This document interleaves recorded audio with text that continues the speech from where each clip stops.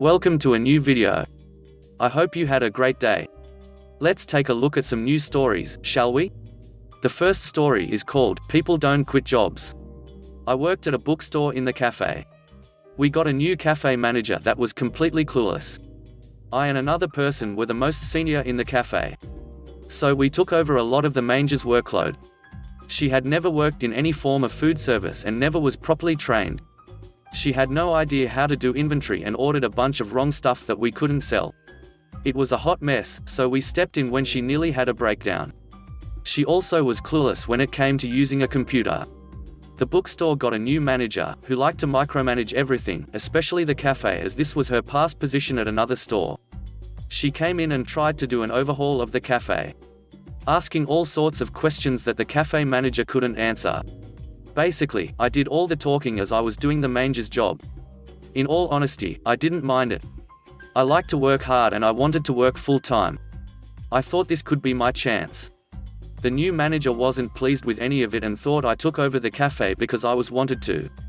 She did not see that an incompetent person was hired to do the job. I was told flat out do my job. Okay, no problem. I showed up on time, did my work within the perimeters of the job description.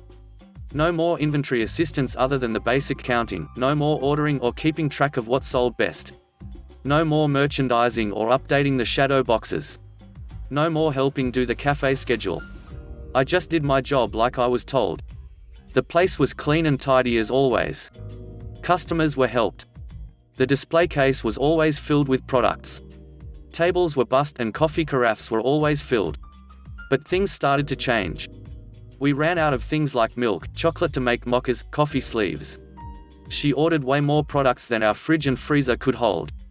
Also, a bunch of stuff that we had ordered before that never sold, but she liked it, so that's why she ordered it. 4 boxes of loose Jelly Belly beans, instead of the packaged kind, which we couldn't return because she opened all 4 boxes. Inventory was counted but not entered into the system. Merchandise in the shadow boxes wasn't changed. Within a month, the store manager came in and did another inspection and she was horrified. Things on my end regarding my job description were on point. But when it came to the overall management of the cafe, nothing was in order. The store manager turned to me, asking why things were slipping through the cracks, why we had over 800 medium cups but no lids. And what's with all the bran muffins in the fridge? How come none of the inventory was in the system? Why does the merchandise not reflect the theme of the month for the store or the specific holiday that month? How come certain local vendors had not been paid? I simply stated I was told to do my job and those responsibilities do not fall in my job description. She was not pleased with that. 2 weeks later, I got reassigned to the bookstore registers and a bunch of new people took over.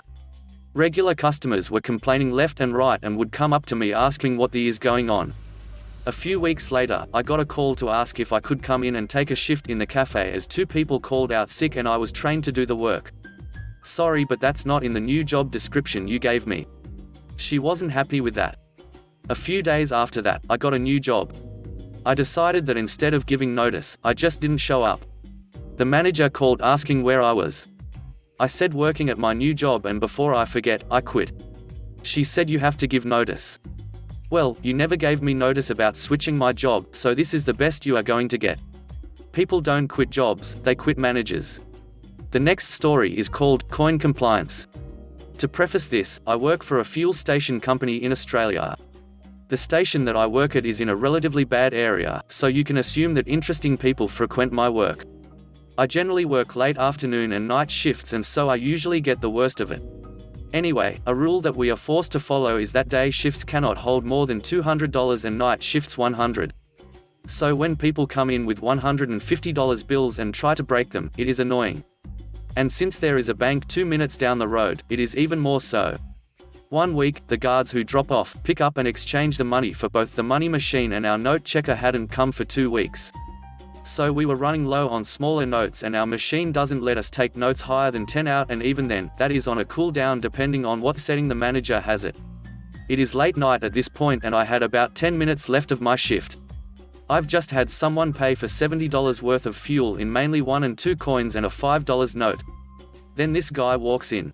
I can already tell this guy is going to try and exchange that shiny $100 bill he keeps fidgeting around. I can only hold a maximum of $100 in my till, and this guy is a regular. So he has had this explained to him multiple times. He walks up to the counter and slams the note and a 60-cent lollipop.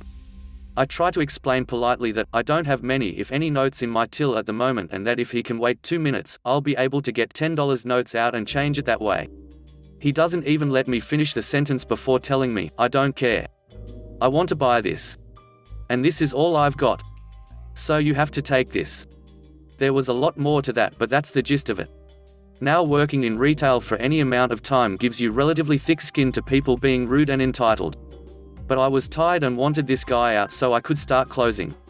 I tried to explain one last time and that I only really had coins and a couple $5 notes, and that if he just waited a minute or so I could get more out. But he really wasn't having that. "Hurry up. I don't have all night for this." So I comply. "Okay, sir. That is 60 cents. I take his bill and put it down the note checker.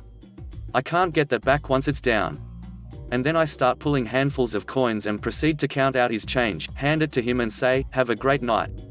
And I walk into the office so he can't see me anymore and watch him scoop the coins up and slouch out of my store. The third story is called Homework Compliance. I used to tutor a subject for my university called psychological statistics. It is one of the major requirements for any psychology-related major and minor. Any other science can take this in place of their statistics course, if their section is full. I had been tutoring students for a while at this point, and there are always a few students that come in and say, "Can you just give me the answers for the homework or quiz or exam?" And I would always give the default response of, "I can't do your homework for you. I can help you find a way that works for you to do it though." Or, "I don't know what's going to be on your quiz or exam. I'm a student just like you. I just tutor this." Normally, this stopped people from asking, and they'd stop coming to my hours, or sit in and got the help they needed. However, one semester a student so intent on doing nothing came to my hours and pushed me so far that I just stopped enjoying something that I loved doing. He would come in every single one of the sessions I had, and he would ask again and again, "Hey, can I get the answers for this homework?" This wouldn't be so bad, but he'd stay the whole session and just sit there on his phone. And at the end, before leaving, he would ask again, "Hey, can I get the answers for homework now?" After it got to the 5th week, I was hitting my boiling point. So I asked the professor who I took the class with for their advice on the situation. He had a smug smile on his face and said, "Give him what he's asking for." I was very confused, but before I could ask anything he said, "He asked for answers, didn't ask for the right ones." I smiled at that. In the next session, I think you could feel the anticipation coming off of me. When he showed up and sat at my table, he pulled out his notes and said to me, "Hey, can I get the answers for this homework?" I said sure. I'm pretty sure he thought he'd broken me. But he was wrong. The next 3 weeks for me were great. The only thing I was worried about was if my other students would hear me give him the wrong answer and use it. The best thing about this is, the homework gets graded a week after being handed in. If he would have checked the website, he would have seen he was not doing good on any of the homework. But he was an arrogant prick. Hope he enjoyed that 30% of his final grade. The last story is called School Compliance. When I was in 4th grade, the school that I transferred to had a reading program where you would have to sit down with your teacher and read out loud. How many words per minute you read out loud was your reading score. Now, I can't read out loud. I was slow and I would stutter almost every word. And I still do. However, I could and still can read massive books in a rapid amount of time if I read in my head. While I was reading Warriors, Ranger's Apprentice, and Moby Dick at home, I wasn't allowed to check out books above the reading score of 10. This means picture books meant for kindergartens. I couldn't do any book reports on books outside of my reading score either, which really upset me so much that I would refuse to do it and would demand better books when told to do reports. That goes on for half a school year until the teacher told me that if I were to complete a book of the school's choosing and do a report on time, then she would let me read any book I wanted. Her choice? The Lord of the Rings, Fellowship of the Ring. I know what you're thinking. There's no way that a 4th grader could possibly read that complex of a book.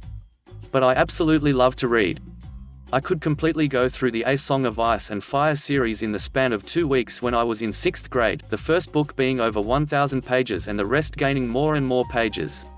I would read difficult books to give myself a challenge. So I got started reading. I had watched the movie multiple times by then, so I got the gist of it. I read the book completely through and wrote the book report about it. I got a B on the report and the teacher had to begrudgingly inform the principal of her deal with me. They allowed me to read books from any section. Enough parents had been complaining about the system over the year that the school board decided to get rid of the reading score program the next school year. I still can't understand why they had such a humiliating program. Thanks for watching the video. I hope you enjoyed it. If you did, please consider subscribing to the channel for more content. Let me know what you think about the stories in the comment section below. Have a great day. Bye bye.